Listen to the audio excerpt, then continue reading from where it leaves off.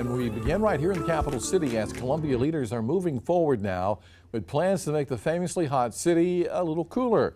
Our Josie Frost joins us now to explain.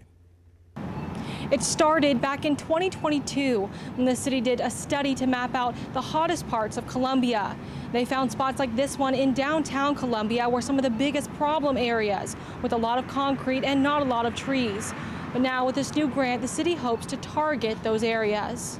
The city is hot. It's hot downtown. Kirsten Dow is with the Department of Geography at the University of South Carolina. She led the study that created this map showing the hottest areas in Columbia. The big shopping malls stand out on a map that goes from blues and the cool colors to bright reds.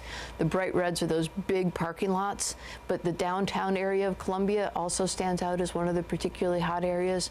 And those results are about to be put into action.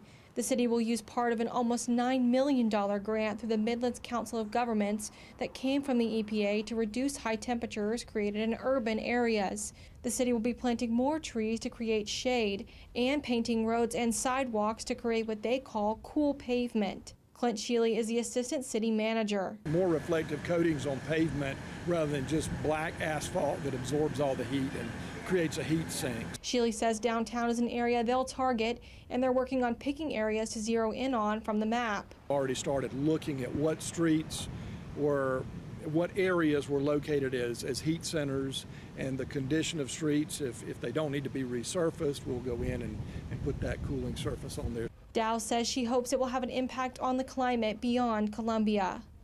It's good to have solutions that both reduce the urban heat island here, but try and reduce the overall driving forces of greenhouse gas emissions. So the climate works at multiple scales, right? We got the local, but we also need to think global on this one.